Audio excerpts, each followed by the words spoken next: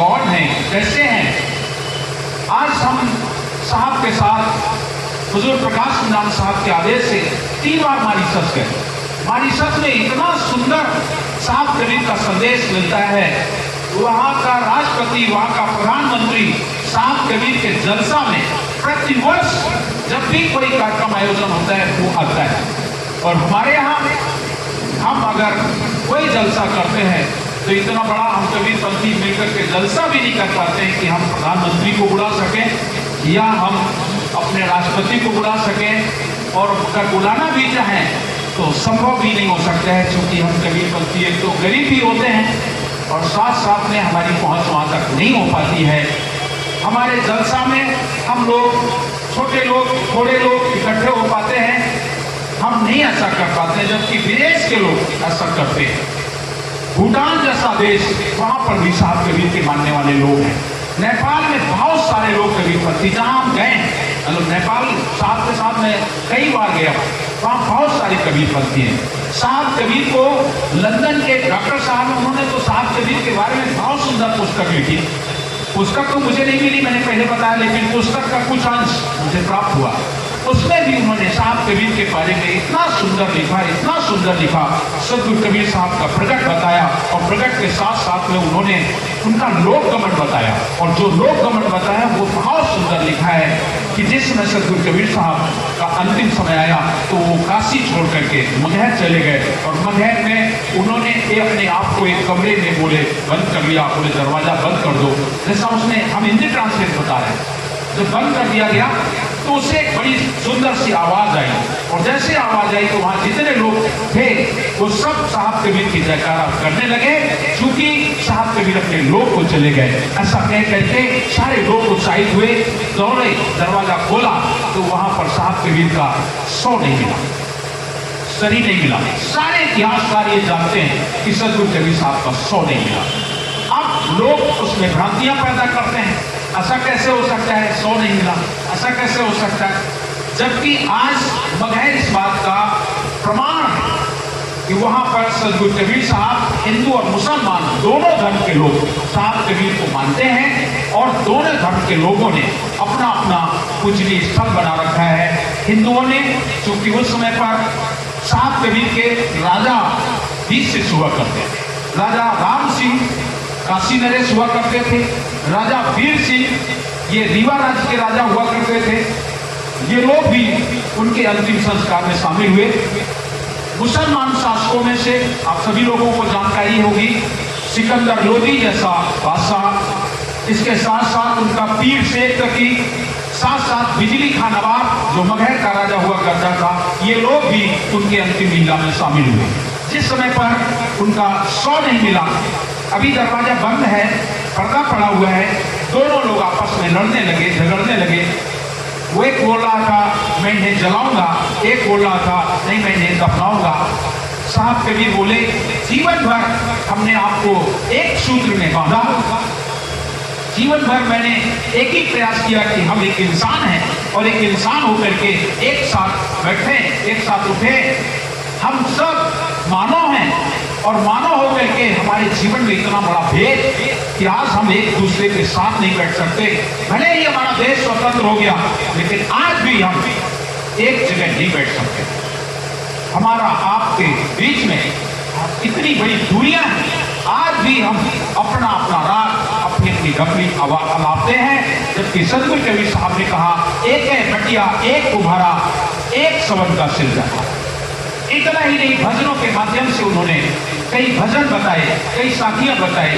एक भजन में उन्होंने कहा सोहम घनसा सकल समाना, जिसके लिए आप लड़ते हो, ये सोहम घनसा सारे संसार में एक दूसरा है ही नहीं।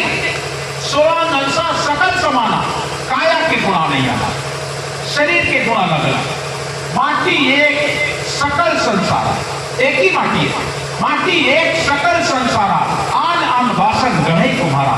जैसे कुम्हार होता है, मिट्टी तो एक ही होती है और उस एक मिट्टी में तमाम प्रकार के बर्तन बनाता है, कहीं घड़ा बनाता है, छोटा सा घड़ा बनाता है, बड़ा बनाता है, प्याला बनाता है, प्याली बनाता है, दयाली बनाता है, मिट्टी तो एक ही है। माटी एक सकल संसारा, आन कुमार ने जैसे अलग अलग बर्तन बना दिए मिट्टी एक, ऐसे दूसरा उदाहरण देते हैं, 4 वर्ण की दुहिए गाय, गाय 4 रंग की ले आओ, लाल गाय, पीली गाय, काली गाय, नीली गाय सभी होती है, आप लोग जानते हैं। लेकिन उनका जब दूध निकालते हैं तो दूध तो एक ही जैसा होता है। साहब कभी कहते हैं 4 वर्ण की दुहिए गाय और दूध देख मेरा मन पतिया है, दूध को देख करके दूध तो सबका सफेद एक ही जैसा है। और हम लोग यहाँ अलग अलग राग अलग अलग डबली बना के बैठे हैं, यहाँ तक कि एक दूसरे को छूना पसंद नहीं करते और आज भी छूना नहीं पसंद करते। ऐसा मत सोच लेना कि आज छूना पसंद करते हैं। और ये भ्रांति इतनी गलत है, इतनी गलत है, मैं अगर कुछ कहूंगा आप लोग नाराज मत हुइए। इस भारत भूमि में हमारा एक जो सनातन धर्म चला, जो हिंदू धर्म चला, इसमें 4 जातियां बनाई गई, ब्राह्मण, क्षत्रिय, वैश्य और शूद्र। लेकिन इसके बीच में इतनी बड़ी राजनीति हुई, इतनी बड़ी कूटनीति हुई कि ब्राह्मणों में भी ब्राह्मण, मतलब ब्राह्मण भी, ऐसा मत सोचो कि ब्राह्मण सब ब्राह्मण ब्राह्मण, ब्राह्मणों में भी एक ब्राह्मण दूसरे ब्राह्मण के यहाँ पानी नहीं पीता है, खाना नहीं खाता है, ये कूटनीति। एक ब्राह्मण दूसरे ब्राह्मण को छूता नहीं, बैठता नहीं। आप लोग सोचते हो ऐसा कहां, आप लोगों ने तो पहली बार सुना होगा ये बात। एक ब्राह्मण ब्राह्मण के घर पानी नहीं पीता है। कौन सा ब्राह्मण? जो मरघट पर रहता है, शमशान में रहता है, वो ब्राह्मण कहता है अपने आप को और कहता है मैं कटहा ब्राह्मण हूं, उसे महापात्र भी कहते हैं। कोई भी शुक्ला, कोई भी वाजपेयी, दुबे, तिवारी उसके यहाँ भोजन नहीं करता और ना उसको अपने यहाँ भोजन कराए, उसे दूर से बैठा करके भोजन खिलाया जाता है। एक ब्राह्मण को ब्राह्मण से दूर कर दिया, एक क्षत्रिय को क्षत्रिय से दूर कर दिया। क्षत्रियों में बहुत सारे क्षत्रिय होते हैं, सभी लोग चौहान, चंदेल, कछवा, तोमर, परिहार, ना जाने इनमें भी आपस में विरोध, सब लोग आपस। वैश्यों में वैश्य, आज भी एक वैश्य वैश्य के साथ नहीं बैठता, एक वैश्य वैश्य के साथ लेन देन नहीं करता। वैश्यों में वैश्य बना, तमाम वैश्य, ऐसा अनगिनत एक वैश्य होता तो ठीक, अनेक वैश्य। और शूद्रों में शूद्र, अब शूद्रों में कितनी गिनती की है, सबको अलग अलग भाग, अलग अलग जातियों का। एक जाति को जाति में नहीं रखा बल्कि अनेक जातियों में। जैसा कि आप लोग सोचे जैसे कोरी समाज, अब कोरी समाज को कितने भागों में बांट दिया। हमारे पास तमाम जाति, तमाम कोरी समाज के अलग अलग जाति के लोग हमारे शिष्य हैं। कमलवंशी तो यहाँ आप लोग जानते हैं, कानपुर क्षेत्र में कमलवंशी है, जहाँ कमलवंशी जितना मिलता है, ये भी हमारे यहाँ शिष्य हैं। यहाँ पर बिटोरिया एक समाज है, वो भी हमारे पास, कैथिया एक समाज है, वो भी हमसे जुड़ा है। लेकिन एक कुटार समाज है, जो मूसानगर जमुना के तलहटी में पाया जाता है, कुटार समाज, वो भी हमसे जुड़ा है। अगर हम कानपुर से थोड़ा आगे बढ़ते हैं, जहानाबाद साइड की तरफ, फतेहपुर साइड में, तो वहाँ सोनवानी मिलते हैं, आपको सोनवानी कोरी मिलते हैं। और आगे जब निकल जाते हैं इधर झांसी की तरफ निकल जाते हैं तो वहाँ अहरवाल मिलते हैं। और आगे निकल जाते हैं इधर मध्य प्रदेश साइड में तो उधर साकी मिलते हैं। अब आप जरा विचार करो कि एक कोरी होकर के, लेकिन एक बिटुरिया की लड़की अगर कमलवंशी के घर आती है तो आज भी उसे पानी नहीं पिलाया जाता है। आप विचार कर रहे हैं, समझ रहे हैं? मेरे साथ ये घटना घटी है, मैंने उसका समझौता किया। एक बिटुरिया परिवार की और कमलवंशी परिवार में उसका विवाह हुआ और इतना सुंदर उसका व्यवहार, आचरण, सब कुछ, लेकिन पूरा गांव आज भी उसे अपने साथ भोजन नहीं कराता है, वो घर अलग रहता है। आज के 10 साल पहले, 15 साल पहले जब हम गए, तभी हमने उनका समझौता करवाया। समझौता कराने के बाद भी कुछ लोग राजी नहीं हुए, कुछ लोग राजी नहीं हुए। भोजन बना करके खिला दिया गया, बोले हम भोजन नहीं करेंगे। अरे वो कैसे घुस गया मेरे यहाँ? जरा सोचो, इस तरीके की बातें। तो समाज को विघटित कर दिया गया और ये विघटन इतना ज्यादा है, इतना ज्यादा है कि आज एक मानव से मिल नहीं पा रहा है। तो सदगुरु कबीर आए थे इस संसार में कि हम एक इंसान है, एक मनुष्य है, मनुष्य को मानवता जैसा सिद्धांत, साहब कबीर का अहिंसावादी सिद्धांत है। दया करो, धर्म को पालो, जग से है उदासी, अपना सा जीव सबको जाने, ताई मिले अविनाशी। उससे अविनाशी मिलेगा। अपना सच्चू सबको जानो। हम किसी कहाँ से हैं, कौन है, कैसे हैं, लेकिन हमारे जीवन में दया तो होनी चाहिए। दया धर्म का पाठ तो पढ़ें आप अपने जीवन में। दया धर्म, दया मूलक साहब कबीर का सिद्धांत। कबीर खड़े बाजार में सबकी मांगे है, उन्होंने किसी को छोड़ा नहीं। पूरे विश्व कबीर खड़े बाजार में सबकी मांगे है। साहब कबीर आना आज नाम नहीं अक्षर अखिल पति कारण, इसलिए अखिल पति समस्त ब्रह्मांड, वो ब्रह्मांड किसी को नहीं, कौन छोटा कौन बड़ा, सबको एक साथ लेकर के चलने वाले साहब कबीर। उनको लोगों ने अलग अलग भागों में बांट दिया। जो समाज सुधारक भाई हैं वो कहते हैं कबीर साहब समाज सुधारक थे। एक भक्त समाज है वो कहता है कबीर साहब एक भक्त थे। संत समाज है वो कहते हैं सदगुरु कबीर एक संत सम्राट हुए। जो लेखक हुए, कवि हुए, उन्होंने लिखा कि सदगुरु कबीर एक कवि हुए हैं और महान कवि हुए हैं। और यहाँ तक हजारी प्रसाद द्विवेदी ने लिख दिया कि कबीर तो वाणी के डिक्टेटर हैं और उनकी भाषा को पंचवेद पिछड़ी भाषा कही जाती है। क्योंकि साहब कबीर हर जगह गए और जहां उन्हें जैसा बोलना पड़ा वैसा बोला, इसलिए उनकी वाणी में हर शब्द पाए जाते हैं, हर तरीके के शब्द पाए जाते हैं। इसलिए उनकी वाणी को पंचवेद पिछड़ी भाषा भी कह करके संबोधित किया जाता है।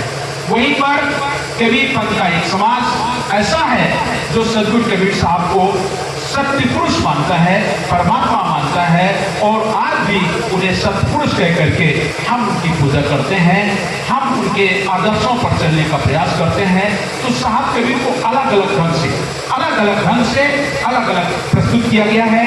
आप सदगुरु कबीर साहब की वाणी वचनों को श्रवण कर अपने जीवन को किस दिशा से परिवर्तन करना चाहते हो।